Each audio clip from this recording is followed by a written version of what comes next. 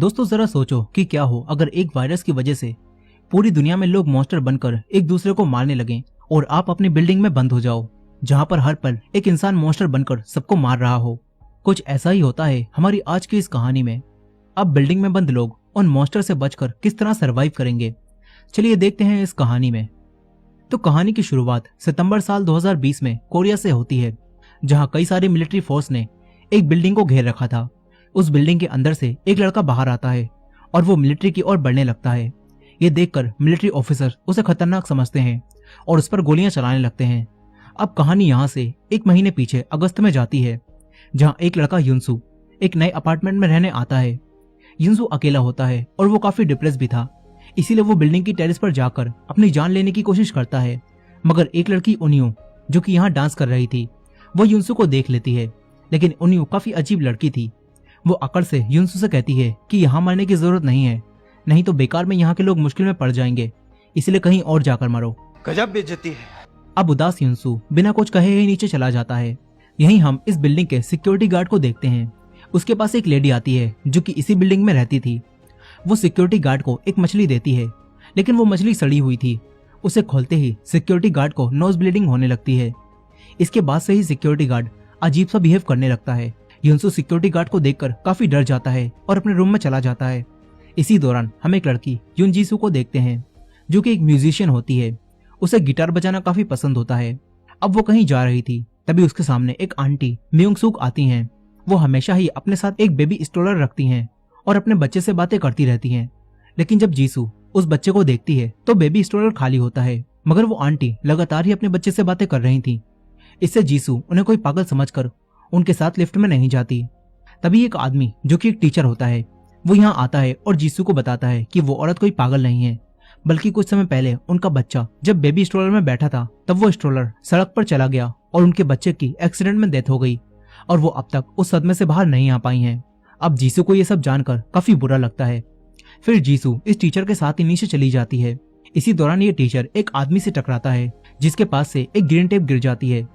दरअसल ये आदमी एक गुंडा होता है और इस गुंडे ने यहाँ एक रूम में एक आदमी को बांध रखा था। ये गुंडा उसे खूब टॉर्चर करता है और उसे फोन में कुछ दिखाता है, लेकिन उस आदमी को कुछ भी याद नहीं आता और ये देखकर इस गुंडे को गुस्सा आता है। वो उसे और भी ज्यादा टॉर्चर करने लगता है।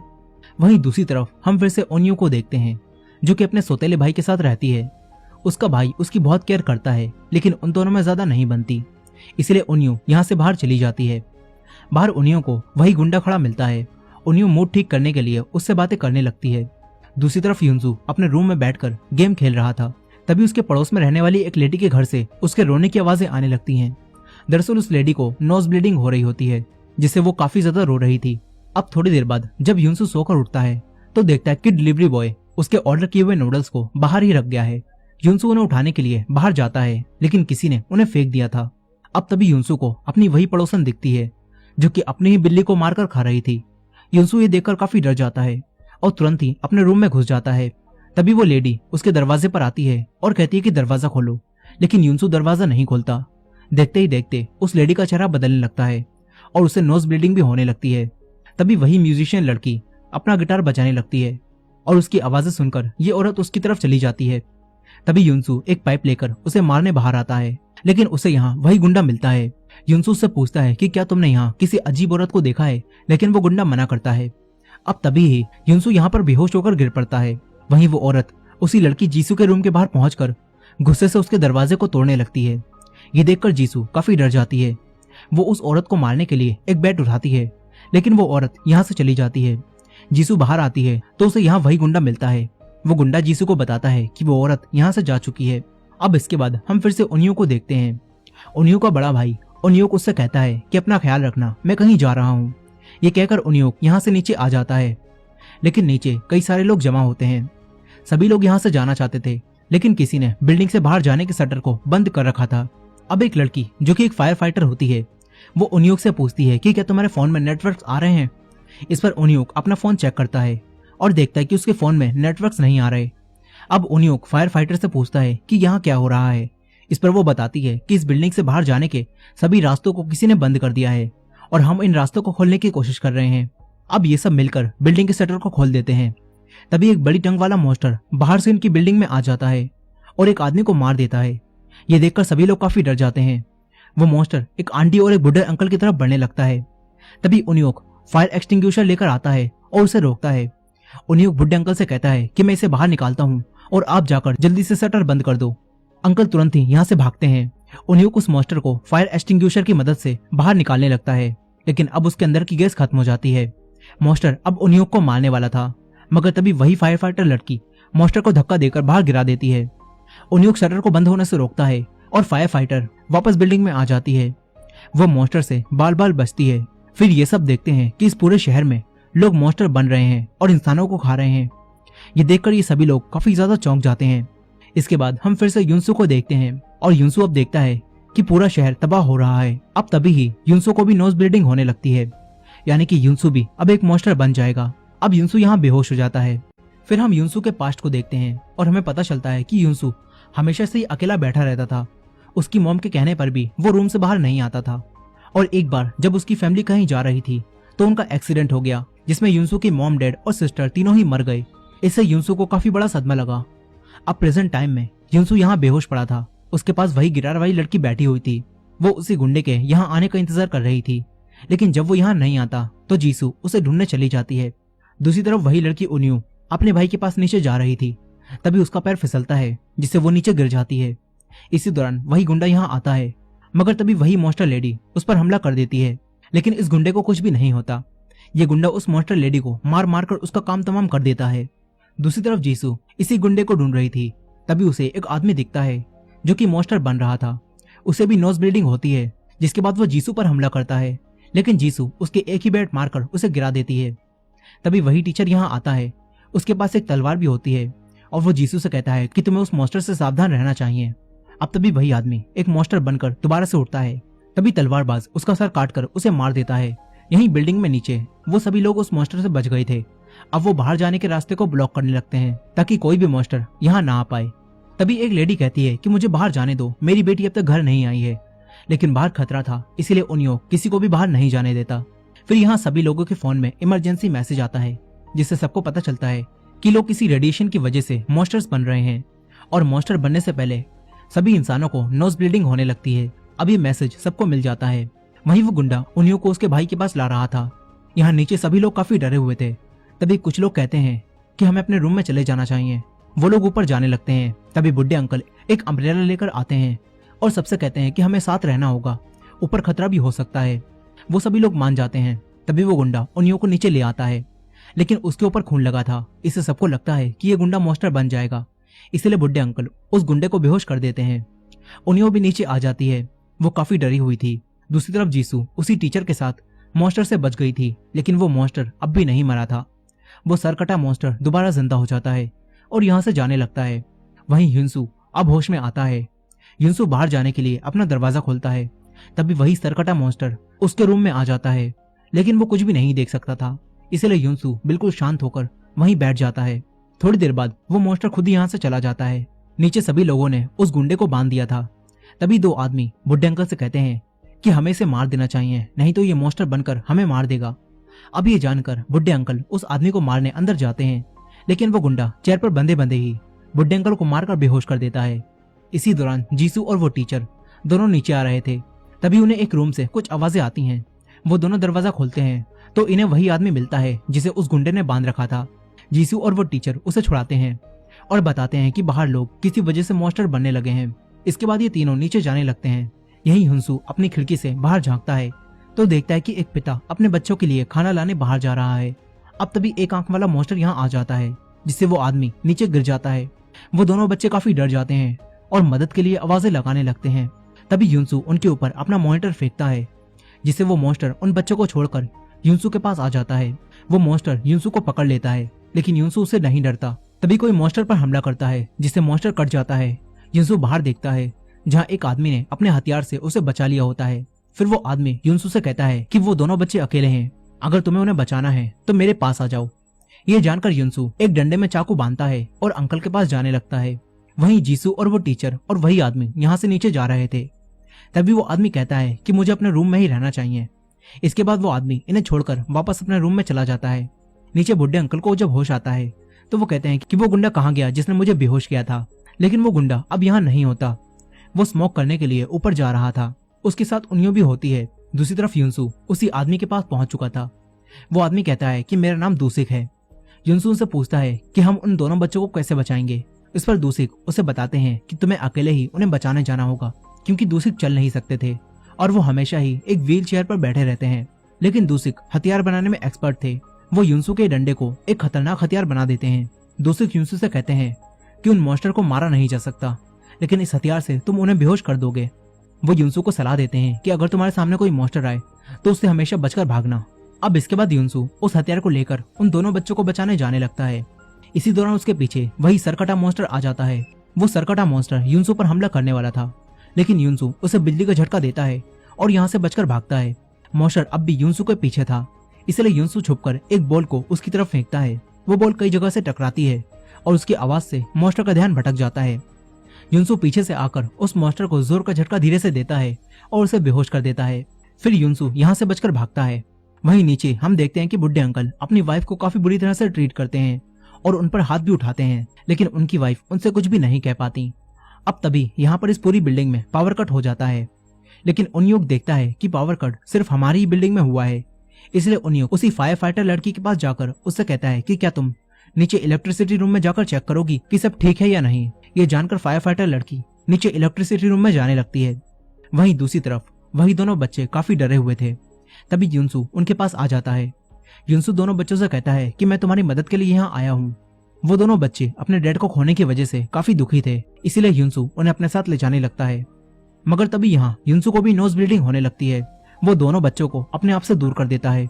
अब यहाँ युनसू को अपना पास्ट याद आने लगता है और बुराई उस पर हावी होने लगती है, लेकिन युनसू अपने आप को कंट्रोल करता है। मगर युनसू की आंखें यहाँ ब्लैक हो जाती हैं। तभी एक बड़ा मॉन्स्टर यहाँ आकर युनसू को मारकर गिरा देता है। युनसू उस मॉन्स्टर को पकड़ता है और दोनों बच्चों को यहाँ से भागने के लिए कहता है। दोनों बच्चे यहाँ से बचकर भागते हैं। इसी दौरान जीसू और वो टीचर इनकी आवाजें सुन लेते हैं। यहाँ मॉन्स्टर युनसू को मारने लगता है। तभी जीसू और वो टीचर यहाँ आकर उस मॉन्स्टर को तलवार से मारते हैं। जीसू युनसू को बाहर निकालती है और ये दोनों युनसू को बचा लेते हैं। फिर युनसू इन्हें बताता है कि दो बच्चे खतरे में हैं, हमें उन्हें बचाना होगा। अब ये तीनों उन बच्चों को बचाने जाने लगते हैं। इधर बच्चे डरे हुए आगे बढ़ रहे थे। तभी वही सरकटा मॉन्स्टर इनके सामने आ जाता है। ये दोनों शांत होकर बिल्कुल चुपचाप आगे बढ़ते हैं, लेकिन फिर मोटा मॉन्स्टर भी इनके पीछे आ जाता है। सरकटा मॉन्स्टर उस मोटे मॉन्स्टर की आवाज सुनकर उस पर हमला करता है, लेकिन मोटा मॉन्स्टर उसका हाथ पकड़कर उसे खींचता है और मारने लगता है। बच्चे ये देखकर चुपचाप पतली गली से निकल लेते हैं। इधर मोटा मॉन्स्टर सरकटे मॉन्स्टर को पंच मार मारकर दीवार में घुसा देता है और उसे फिर उठाकर बाहर फेंक देता है। इसके बाद वो मॉन्स्टर दोनों बच्चों के पास आने लगता है। दोनों बच्चे काफी ज्यादा डरे हुए थे, मगर तभी वही स्ट्रोलर वाली आंटी बीच में आ जाती हैं। लेकिन मोटा मॉन्स्टर उन्हें भी मारने लगता है। वो उन्हें उठा उठाकर पटकता है। इससे वो आंटी नीचे गिर जाती हैं, लेकिन फिर उन्हें अपना बच्चा दिखता है और फिर ये मॉन्स्टर उनके बेबी स्ट्रोलर को कुचल देता है, जिससे इन्हें काफी ज्यादा तकलीफ होती है। लेकिन फिर वो कहती हैं कि मैं जानती थी कि मेरा बच्चा अब इस दुनिया में नहीं रहा। अब तभी वो मॉन्स्टर दोबारा इन्हें मारने लगता है। तभी युनसू और बाकी दोनों भी यहाँ आ जाते हैं। ये तीनों दोनों बच्चों को अपने पास बुलाते हैं। तभी मॉन्स्टर उनकी तरफ मुड़ता है, लेकिन वो आंटी मरी नहीं होती। वो आंटी दोबारा उठकर मॉन्स्टर के ऊपर चढ़ जाती हैं और उसे पकड़ लेती हैं। यहाँ हमें पता चलता है कि ये आंटी भी युनसू की तरह इन्फेक्टेड हो चुकी हैं, लेकिन वो पूरी तरह से मॉन्स्टर नहीं बनी, जिससे अब उनके अंदर स्ट्रेंथ बढ़ गई है। अब वो मॉन्स्टर को पकड़ी थी। तभी जीसू उसके बेड मारती है। फिर वो टीचर भी यहाँ आ जाता है और वो मॉन्स्टर को तलवार दिखाते हुए कहता है कि मोटे, तू मेरे सामने कुछ भी नहीं है, चल मुझे पकड़ कर दिखा। ये कहकर वो भागता है। मोटा मॉन्स्टर उसके पीछे जाता है, लेकिन आगे बड़ी सी खिड़की लगी होती है और वो टीचर अपना दिमाग चलाता है और खिड़की के सामने खड़ा हो जाता है। फिर जब वो मॉन्स्टर यहाँ भागता हुआ आता है तो वो टीचर बीच में से हट जाता है और मॉन्स्टर खिड़की से बाहर नीचे गिर जाता है। मॉन्स्टर डायरेक्ट जाकर बाहर गिरता है। यही वो टीचर अब बच गया होता है। इधर वो आंटी भी जिंदा थी और अब ये सभी उन्हीं अंकल दूसिक के रूम में आ जाते हैं। इन्होंने बड़ी मेहनत से उन दोनों बच्चों को बचाया था, इसीलिए अब ये सब मिलकर यहाँ खाना खाते हैं। वहीं वो फायर फाइटर लड़की इलेक्ट्रिसिटी रूम में थी, लेकिन यहाँ एक स्पाइडर मॉन्स्टर उस पर हमला करके उसे पकड़ लेती है। यहाँ नीचे बैठे सभी लोग आराम से न्यूज में अपने प्रेसिडेंट को स्पीच देते हुए सुन रहे थे। इनके प्रेसिडेंट इनसे कहते हैं कि घबराने की जरूरत नहीं है, हम हालातों को काबू में कर रहे हैं। लेकिन अब तभी इनके प्रेसिडेंट को भी नोज ब्लीडिंग होने लगती है और वो भी एक मॉन्स्टर बनने लगते हैं। तभी वहां मौजूद ऑफिसर्स उन्हें गोली मार देते हैं, लेकिन ये सब देखकर ये लोग और भी ज्यादा डर जाते हैं। यहाँ लाइट पहले ही आ चुकी थी और उन्यूक सिक्योरिटी कैमरों की मदद से उस फायर फाइटर लड़की को देखने की कोशिश कर रहा था, लेकिन यहाँ नीचे लगे कैमरों को किसी ने घुमा दिया होता है, जिससे उन्योक कुछ भी नहीं देख पाता। और यहाँ वो फायर फाइटर लड़की मकड़ी के जाल में फंसी हुई थी। अब अगली सुबह नीचे सभी लोग उन बुढ़े अंकल से शॉप खोलकर उन्हें खाना देने के लिए कहते हैं, लेकिन बुढ़े अंकल काफी मतलबी थे, वो किसी को भी खाना नहीं देते। तभी वही आदमी जिसे उस गुंडे ने पकड़ रखा था, वो एक सूटकेस लेकर नीचे आता है और सबसे जान पहचान बनाने के लिए अपने सूटकेस में से बच्चों की चीजें निकालकर उन्हें खाने के लिए देता है। लेकिन सोचने वाली बात यहाँ यह है कि आखिर ये आदमी बच्चों के खाने की चीजों को अपने सूटकेस में लेकर कहाँ जा रहा था। खैर, इसका जवाब भी हमें आगे मिलेगा। अब यहाँ सभी लोग खुशी से उससे वो चीजें लेकर खाने लगते हैं, लेकिन एक पेट वाली लेडी उस सूटकेस में खून लगा हुआ देख लेती है, इसलिए वो कोई भी चीज नहीं लेती।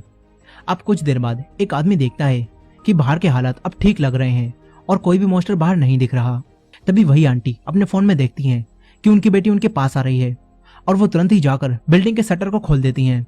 यही उन्योक बिल्डिंग में मौजूद सभी लोगों से कहता है कि जितने भी लोग जिंदा बचे हैं वो सभी लोग नीचे आ जाओ। अगर हम सभी लोग साथ रहेंगे तो हमारे सरवाइव करने के ज्यादा चांसेस हैं। बिल्डिंग में मौजूद सभी लोग ये बात सुन लेते हैं। तभी उन्योक देखता है कि उन्हीं आंटी ने शटर को खोल दिया है। वो बाहर जाता है और कहता है कि इसे जल्दी से बंद करो। अब तभी ही इन आंटी की बेटी भागती हुई इनके पास आ जाती है। वो बिल्डिंग में आने ही वाली थी, मगर तभी वो गिर जाती है। एक आदमी उसकी मदद के लिए जाता है, मगर वही लंबी डंग वाला मॉन्स्टर उन दोनों को ही मार देता है। वो मॉन्स्टर यहीं छुपा हुआ था और वो इनकी बेटी को बड़ी बेरहमी से इनके सामने मारता है, जो देखकर उन्हें काफी तकलीफ होती है। तभी उन्योक सबको हटाकर दरवाजे को ब्लॉक कर देता है, जिससे सबकी जान बाल बाल बचती है। यहाँ वो आंटी अपनी बेटी को खोने की वजह से काफी ज्यादा रोने लगती हैं। दूसरी तरफ जीसू और वो टीचर उस अनाउंसमेंट के बाद अब नीचे जाने का फैसला करते हैं। वो दोनों दूसरी से कहते हैं कि अगर नीचे की जगह सेफ हुई तो हम आपको लेने आ जाएंगे। अब यहाँ युनसू भी इनके साथ जाने का फैसला करता है और ये तीनों यहाँ से नीचे जाने लगते हैं। फिर हम दो और लोगों को देखते हैं, वो दोनों भी यहाँ से नीचे जाने का फैसला करते हैं। नीचे सभी लोगों ने मिलकर कई सारी चीजों से उसी दरवाजे को ब्लॉक कर दिया होता है ताकि कोई भी मॉन्स्टर अंदर ना आ पाए। वहीं वो फायर फाइटर लड़की मकड़ी मॉन्स्टर के जाल में फंसी हुई थी, लेकिन अब वो यहाँ से बचकर भागने लगती है। वो मॉन्स्टर लड़की का पीछा करता है। ये फायर फाइटर मॉन्स्टर से छुपकर उससे बच जाती है, लेकिन वो मॉन्स्टर दोबारा उसकी तरफ आने लगता है। तभी फायर फाइटर यहाँ से नीचे कूदती है, लेकिन वो मॉन्स्टर उसे पकड़ लेता है, जिससे ये लड़की लटक जाती है। मगर वो हार नहीं मानती, वो अपने आप को छुड़ाकर यहाँ से नीचे गिर जाती है। इसके आगे वो मॉन्स्टर इसका पीछा नहीं करता, लेकिन यहाँ उस लड़की का फोन दूसरी तरफ गिर चुका था। अब फायर फाइटर बचकर बाहर आ जाती है। वो उन्योक के एक मुक्का मारती है और यहाँ से चली जाती है। इसके बाद सभी लोग न्यूज में देखते हैं कि मिलिट्री ने अब इमरजेंसी में इस पूरे देश का कंट्रोल अपने हाथों में ले लिया है और वो लोग हालातों को काबू में करके सर्वाइवर्स को बचा रहे हैं। अब ये जानकर सबको थोड़ी खुशी होती है। इसी दौरान उन्योक दोबारा नीचे आती है, लेकिन इन लोगों ने उस दरवाजे को भी ब्लॉक कर दिया था। अब यहीं युनसू, जीसू और वो टीचर तीनों नीचे आ रहे थे, मगर तभी एक मॉन्स्टर बड़ी ही स्पीड से युनसू पर हमला करता है और युनसू वहां से डायरेक्ट नीचे गिर जाता है। युनसू नीचे गिरकर बेहोश हो जाता है और उसे देखकर उन्योक चीखने लगती है। तभी युनसू को दोबारा से अपना पास्ट दिखता है। इसी दौरान बिल्डिंग में नीचे मौजूद लोग युनसू को इन्फेक्टेड देखकर उसे एक रूम में बंद कर देते हैं। थोड़ी देर बाद जब युनसू को होश आता है तो उन्योक उसके पास खड़ी थी। फिर उन्योक उसके पास आता है। वो युनसू को बताता है कि तुम इन्फेक्टेड हो, इसलिए इतनी ऊपर से गिरने के बाद भी तुम बच गए। उन्योक युनसू को रूम से बाहर लाता है, लेकिन उसे देखकर सभी लोग डरने लगते हैं, क्योंकि युनसू भी एक मॉन्स्टर बन सकता था। अब वो बुढ़े अंकल फिर से बीच में बोलने के लिए आ जाते हैं और कहते हैं कि हमें इसे मार देना चाहिए, नहीं तो ये मॉन्स्टर बनकर हमें ही मार देगा। लेकिन बुढ़े अंकल का साथ कोई भी नहीं देता। तभी वो अपनी वाइफ को जबरदस्ती अपनी साइड लेने के लिए कहते हैं। इसी दौरान एक लेडी उससे कहती है कि तुम्हें अपनी वाइफ से अच्छे से बात करनी चाहिए, लेकिन फिर ये बुढ़ा उस लेडी से बदतमीजी करने लगता है। तभी फायर फाइटर इसे रोकती है। वहीं दूसरी तरफ स्ट्रोलर वाली आंटी दूसरी और उन्हीं दोनों बच्चों के साथ थी, लेकिन अब वो भी एक मॉन्स्टर बनने लगती हैं। ये देखकर वो यहाँ से बाथरूम में चली जाती हैं। वहीं नीचे उन्योक सबसे कहता है कि हम वोट के जरिए फैसला कर लेते हैं कि युनसू हमारे साथ रहेगा या फिर वो यहाँ से जाएगा। लेकिन जब ये सब वोट करते हैं तो आधे लोग उसे निकालना चाहते थे और आधे लोग उसे यहाँ रखना चाहते थे, यानी कि वोटिंग से भी कोई फैसला नहीं हो पाता। ये देखकर बुढ़े अंकल को गुस्सा आ जाता है। वो युनसू को मार देना चाहते थे, लेकिन अब तभी उनकी नाक से भी खून बहने लगता है, यानी कि अब बुढ़े अंकल भी इन्फेक्टेड हो चुके हैं।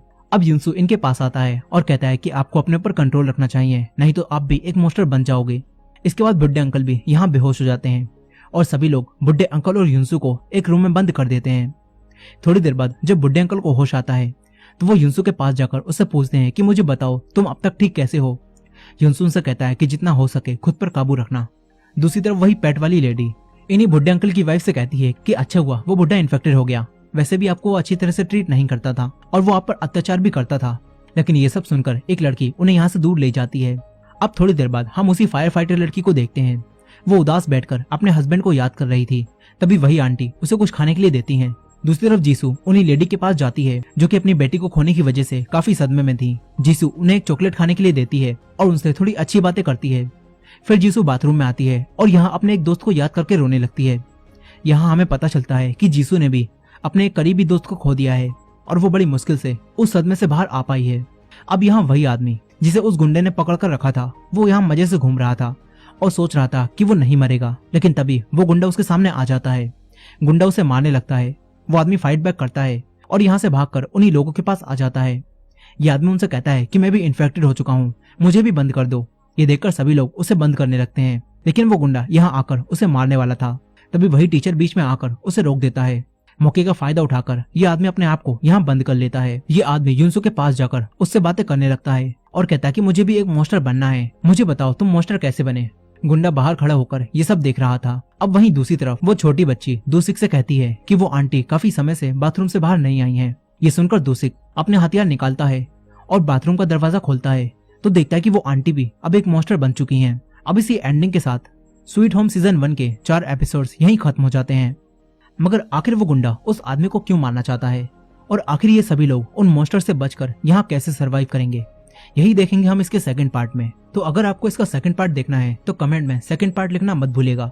और हमारे चैनल पर नए हैं तो हमारे चैनल वॉच मिस्ट्रीज हिंदी को सब्सक्राइब करके बेल नोटिफिकेशन को ऑन कर लीजिए, ताकि जब इसका सेकंड पार्ट अपलोड हो तो आप सबसे पहले उसे देख सकें। मिलते हैं नेक्स्ट पार्ट में।